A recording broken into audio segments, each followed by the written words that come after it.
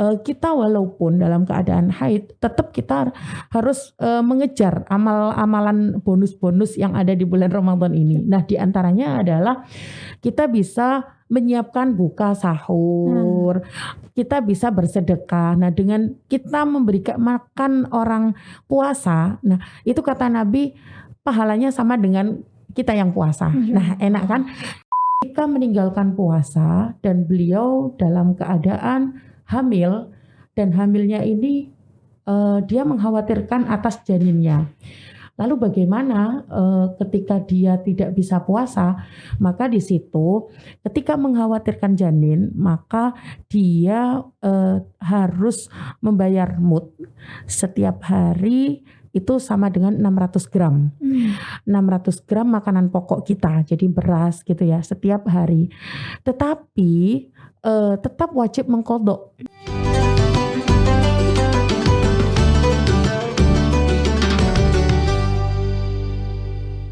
Assalamualaikum warahmatullahi wabarakatuh. Waalaikumsalam warahmatullahi wabarakatuh. Teman-teman Harian Surya dan Tribun Jatim Network, kembali lagi di podcast Ramadan dengan saya Pipit Maulidiah, dan tema spesial kali ini tentang muslimah di bulan Ramadan. Di tema yang spesial kita juga kedatangan tamu spesial, yaitu Ibu Umi Muntafiah atau Ibu Vivin. Nah, beliau ini merupakan perwakilan dari PC Fatayat Surabaya. Nah, sekaligus beliau berkesibukan menjadi kepala sekolah SMP SMP Khadijah 2 Surabaya. Nah, beliau juga sibuk sebagai pengasuh pesantren An-Najiyah Sidoarmo Surabaya. Terima kasih atas kehadirannya hari ini. Sama-sama Mbak Pipi. Terkait muslimah di bulan Ramadan, banyak sekali teman-teman muslim perempuan yang di bulan Ramadan itu terkadang haid ya, sehingga tidak bisa melaksanakan puasa. Sebenarnya bagaimana sih ketentuan mengganti hutang puasa itu di bulan selain Ramadan, dan juga amalan apa kira-kira yang bisa dikerjakan teman-teman yang baik yang haid dan yang tidak haid, kanten. Oke. Terima kasih Mbak Pipit. Jadi memang betul kita sebagai wanita kodratnya adalah diberi Allah menstruasi gitu ya, atau haid, sehingga setiap bulan kita pasti kedatangan tamu itu. Nah, ada banyak yang salah kaprah tentang pembayaran qadha, atau bagaimana sih ketentuan kita sebagai wanita yang tidak lepas dari kodratnya, yaitu menyusui atau melahirkan atau hamil. Nah, ada dua macam wanita yang dalam syariat Islam, yaitu ketika meninggalkan puasa dan beliau dalam keadaan hamil, dan hamilnya ini dia mengkhawatirkan atas janinnya. Lalu bagaimana ketika dia tidak bisa puasa? Maka di situ ketika mengkhawatirkan janin, maka dia harus membayar mud setiap hari. Itu sama dengan 600 gram. 600 gram makanan pokok kita, jadi beras gitu ya, setiap hari. Tetapi tetap wajib mengqadha. Nah, ini banyak yang salah di antara ibu-ibu itu, kalau sudah membayar mud dikira sudah tidak bayar puasa di kemudian hari. Jadi ini kan ada di surat Al-Baqarah ya. Wa man kana minkum maridhan aw ala safarin fa iddatum min ayyamin ukhra. Jadi tetap mengganti gitu ya. Nah, ada yang hamil atau menyusui tetapi dia mengkhawatirkan atas kesehatannya sendiri. Nah, bagaimana dengan wanita yang seperti itu? Maka dia dianggap seperti orang yang sakit biasa. Dia tidak perlu membayar mud, tetapi dia wajib mengqadha puasa. Nah, disinilah ada yang tanya, kalau misalnya kita belum sempat mengqadha nih sampai bulan puasa berikutnya sudah. Nah, ini banyak juga kita ya Mbak ya, kadang-kadang agak-agak nanti sampai bulan Sya'ban dan kemudian sudah. Maka di situ harus tetap membayar mud jika dia tadi meninggalkan puasanya karena sakit mengkhawatirkan janinnya gitu ya. Nanti kalau saya puasa nanti anak saya begini dan itu dari dokter gitu. Juga ada rekomendasi untuk tidak puasa. Maka ketika dia tidak mengqadha puasanya di tahun itu, maka bulan Ramadan selanjutnya dia tetap wajib membayar mud yang belum dibayarkan, dan juga akan direkapitulasi jumlah qadhanya yang tahun kemarin dengan tahun yang sekarang, misalnya 2 tahun gitu ya.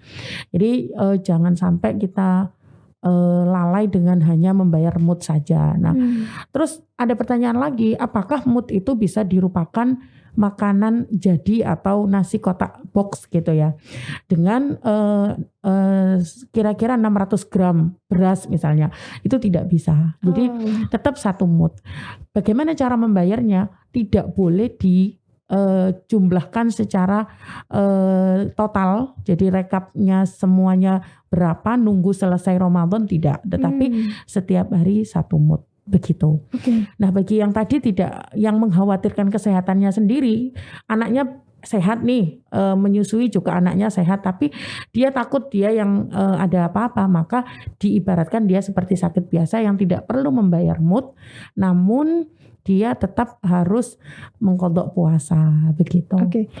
Pertanyaannya, kalau membayar mudnya tetap harus di luar Ramadan atau masih boleh Ramadannya?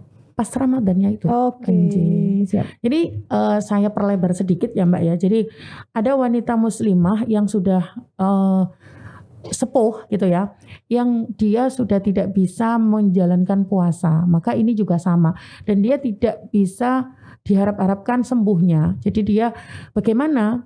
Apakah dia tetap wajib mengqadha? Tentunya tidak. Jadi dia hanya wajib membayar mud saja bagi orang tua yang sudah sepuh, yang tidak bisa diharapkan kuatnya.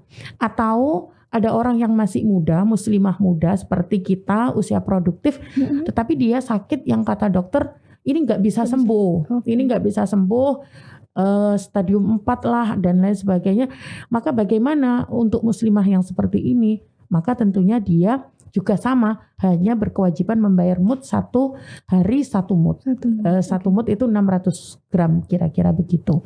Untuk 1 hari ya? Untuk 1 hari, betul. Baik. Terus terkait amalan, kira-kira apa sih yang bisa dilakukan perempuan haid di bulan Ramadan?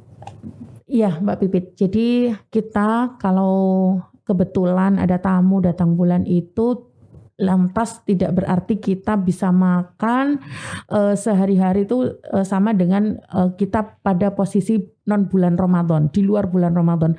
Kan saya memang ini mens, jadi saya boleh makan dong kemana atau kita pesan GoFood gitu ya.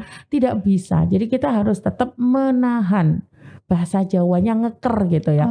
Jadi itu sebagai apa ya, konsekuensi kita ya boleh makan minum tapi tidak boleh semena-mena di depannya orang yang berpuasa. Kemudian dia juga makannya enak lahap kayak orang yang ya kayak di bulan-bulan non Ramadan gitu. Itu satu. Kemudian yang kedua, kita walaupun dalam keadaan haid tetap kita harus mengejar amalan bonus-bonus yang ada di bulan Ramadan ini. Nah, diantaranya adalah kita bisa menyiapkan buka sahur, kita bisa bersedekah. Nah, dengan kita memberikan makan orang puasa, nah itu kata Nabi pahalanya sama dengan kita yang puasa. Nah, enak kan?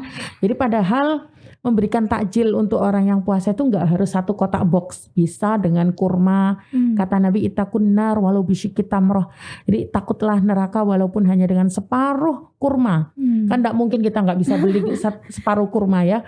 Jadi kita membawa 1, 2, 3 box kotak di masjid untuk takjilnya para orang-orang yang puasa, itu bagi Nabi tidak akan berkurang pahalanya orang yang berpuasa, dan orang yang memberi juga dapat pahala yang utuh. Nah, itu 1. 2 ya, kita juga sebagai orang yang mengejar pahala ini juga bisa walaupun tidak bisa membaca Al-Quran, karena haram ya kita termasuk kita memegang itu.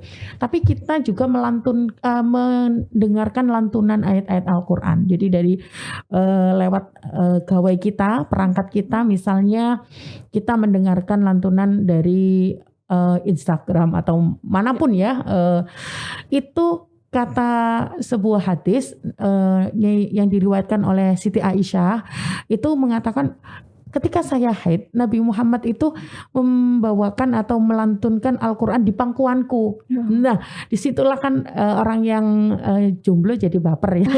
Jadi Nabi Muhammad itu sedemikian romantisnya sampai orang yang haid pun itu juga diberikan sentuhan-sentuhan Al-Quran. Karena diri kita saat itu kan memang dalam keadaan yang tidak suci. Kemudian kalau kita tidak melakukan hal-hal yang cari sela-selanya ya, maka itu menjadi ini kita positif kita sebagai seorang muslimah yang diberikan Allah kodrat haid tadi.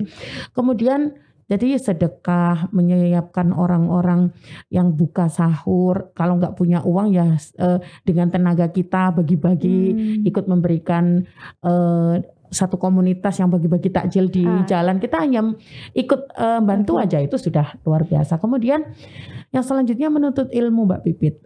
Kita sebagai muslimah itu jangan mau terkekang oleh keadaan ya. Kalau sudah haid nggak bisa baca apa-apa, akhirnya diam. Akhirnya hanya scroll HP, stalking nggak jelas, menghabiskan waktu yang berjam-jam. Maka menuntut ilmu itu menjadi satu aktivitas yang positif bagi kita ya yang sedang haid tadi. Karena memang Nabi Muhammad juga bersabda ya, talabul ilmi faridatun ala kulli muslimin wa muslimatin. Ada muslimatnya loh ya gitu. Jadi enggak hanya orang-orang Islam laki-laki saja. Nah, selanjutnya mungkin banyak-banyak membaca istighfar dan doa. Kan enggak harus suci. Orang istighfar itu enggak harus suci, orang baca zikir itu ya, baca sholawat itu tidak harus suci. Nah, maka itu harus kita ambil, jangan sampai kesempatan Ramadan kita berkurang 7 hari saja, itu kan sudah rasanya beda dengan yang lain gitu ya. Aduh, aku kok ketinggalan. Tapi nggak tahu lagi sih kalau anak-anak muda mungkin senang ya. Aduh, kapan lagi datang? Gitulah Mbak Pipit. Siap.